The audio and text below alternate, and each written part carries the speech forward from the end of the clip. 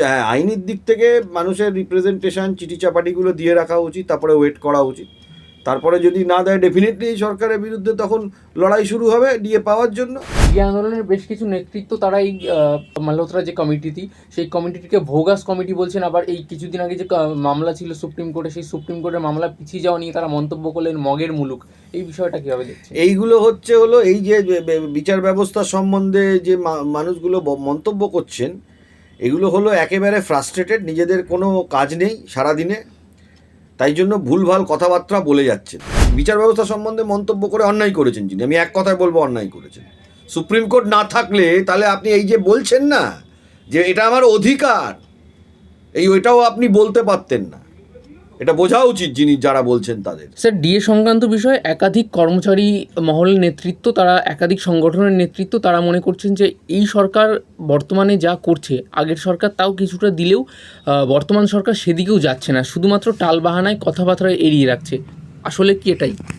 দেখুন, কর্মচারীদের মধ্যে ক্ষোভ আছে, এটা অস্বীকার করার জায়গা নেই, কিন্তু আগের সরকার দিতে পারতো এটা আমি একেবারেই মানি না। আগের সরকার দেয়নি বলেই আইনে আদালত অব্দি ব্যাপারটা গড়িয়েছে, এবং আগের সরকার দেবে না বলেই ট্রাইব্যুনাল থেকে হাইকোর্ট প্রায় 6বার, সুপ্রিম কোর্টে গিয়ে প্রায় 7বার লড়াই করতে হয়েছে কর্মচারীদের, তারপরে সুপ্রিম কোর্টের ঐতিহাসিক রায় আমরা পেয়েছি।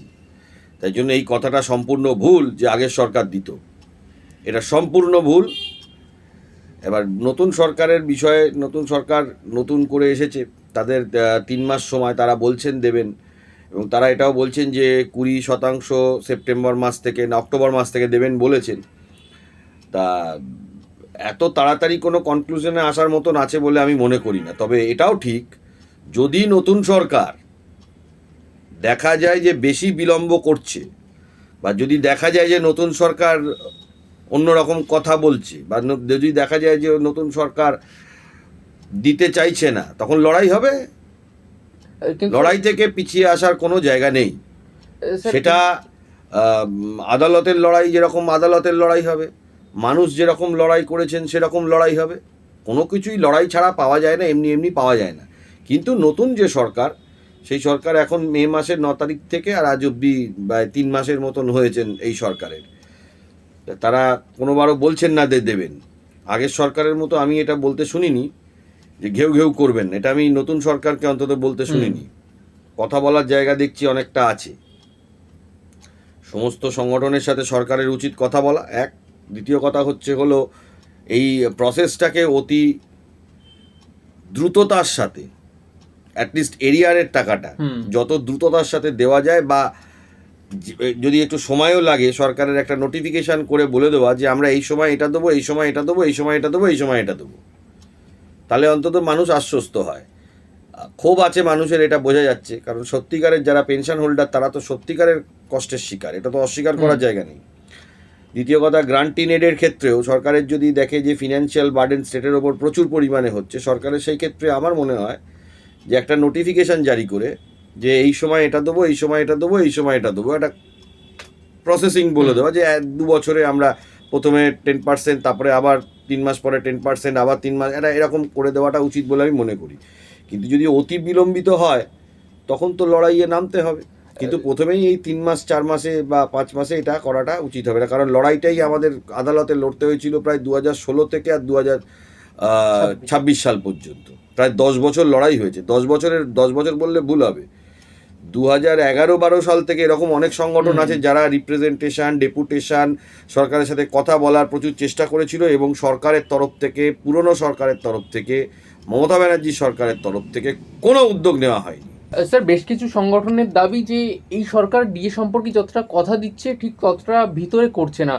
যেমন তারা যতটা বলছে ততটা আদৌ হবে কিনা তাদের সন্দেহ আছে। এটা কি জনগণকে, অর্থাৎ এক শ্রেণীর কর্মচারীকে ভুলিয়ে রাখার বা অন্যদিকে পরিচালিত করার একটা চক্রান্ত? দেখুন, এটা অস্বীকার করার জায়গা নেই, বারবারই বলছি যে মানুষের মধ্যে ক্ষোভ আছে।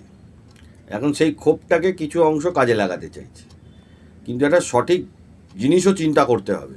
3-4 মাসের বিষয়টা নিয়ে এক্ষুনি এরমভাবে বলাটা ঠিক না।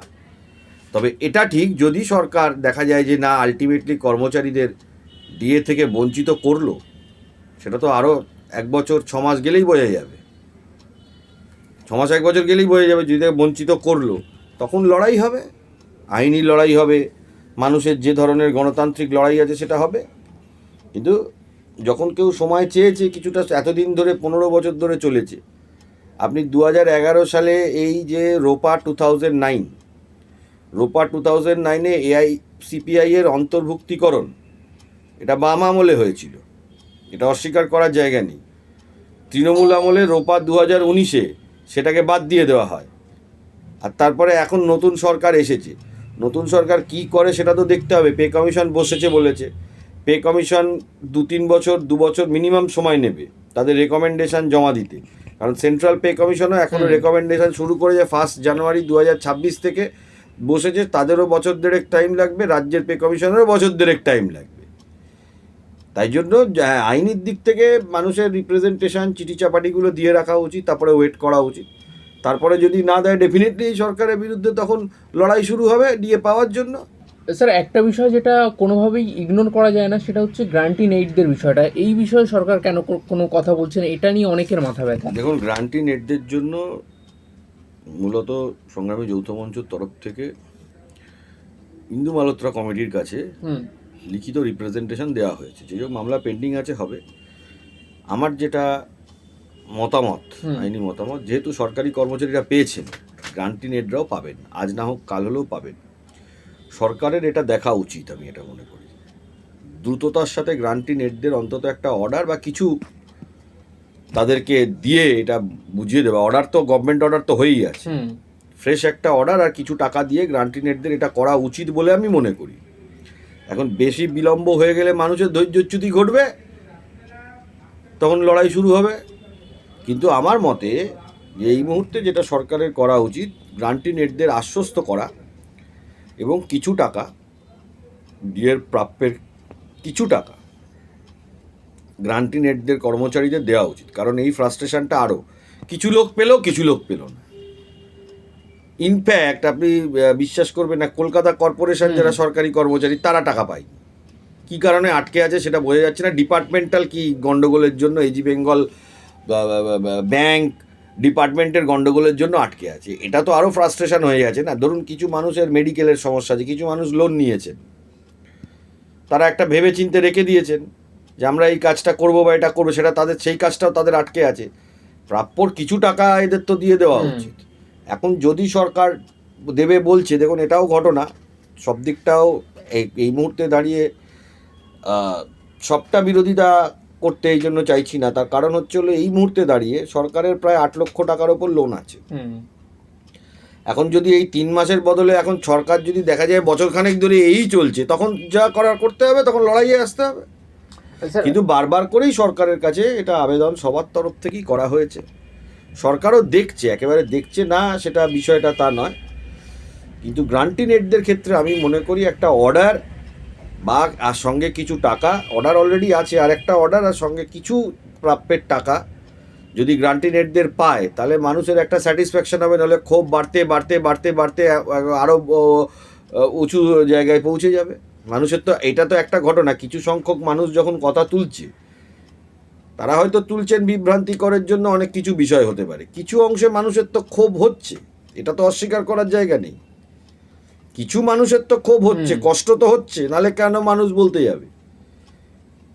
স্যার, এই ডিএ আন্দোলনের বেশ কিছু নেতৃত্ব, তারা এই আপনি বলেন মালহোত্রা যে কমিটিটি, সেই কমিটিটিকে ভোগাস কমিটি বলছেন। আবার এই কিছুদিন আগে যে মামলা ছিল সুপ্রিম কোর্টে, সেই সুপ্রিম কোর্টের মামলা পিছিয়ে যাওয়া নিয়ে তারা মন্তব্য করলেন মগের মুলুক। এই বিষয়টা কীভাবে দেখছেন? এইগুলো হচ্ছে হলো, এই যে বিচার ব্যবস্থা সম্বন্ধে যে মানুষগুলো মন্তব্য করছেন, এগুলো হলো একেবারে ফ্রাস্ট্রেটেড, নিজেদের কোনো কাজ নেই সারাদিনে, তাই জন্য ভুলভাল কথাবার্তা বলে যাচ্ছেন। সুপ্রিম কোর্ট বলেছে বলেই আজকে আপনি পেয়েছেন, এটা বোঝা উচিত আপনার। ইন্দু মালহোত্রা কমিটিকে দায়িত্ব দেওয়া হয়েছে, কোয়ান্টাম অফ ডিয়ারনেস অ্যালাওয়েন্স কত হবে সেটা তারা ডিটারমাইন করবেন। ওটা একটা ভোগাস কমিটি, এমন মন্তব্য আসছে। অন্যায় করেছে যিনি এই মন্তব্য করেছেন, সরকারের বিরুদ্ধে মন্তব্য করছেন, ঠিক আছে, কিন্তু এই বিচার ব্যবস্থা সম্বন্ধে মন্তব্য করে অন্যায় করেছেন যিনি, আমি এক কথায় বলবো অন্যায় করেছেন। সুপ্রিম কোর্ট না থাকলে তাহলে আপনি এই যে বলছেন না যে এটা আমার অধিকার, ওইটাও আপনি বলতে পারতেন না। এটা বোঝা উচিত যিনি, যারা বলছেন তাদের। এবং সরকারকে আবারও বলছি যে এখন সবে 3 মাস হয়েছে, 3-4 মাসেরই, এখানে একটা কোনো ডেফিনিট কনক্লুশনে আসা সম্ভব না। যারা বলছেন তাদেরকে আমি বারবার মনে করিয়ে দিতে চাই, এই যে সুপ্রিম কোর্ট বলেছে বলেই তাই জন্য আপনি বলতে পারছেন, নইলে আপনি বলতে পারতেন না, অধিকার এটা বলতে পারতেন না, আইনি অধিকার এটা বলতে পারতেন না। হাইকোর্টও বলেছে, সুপ্রিম কোর্টও বলেছে।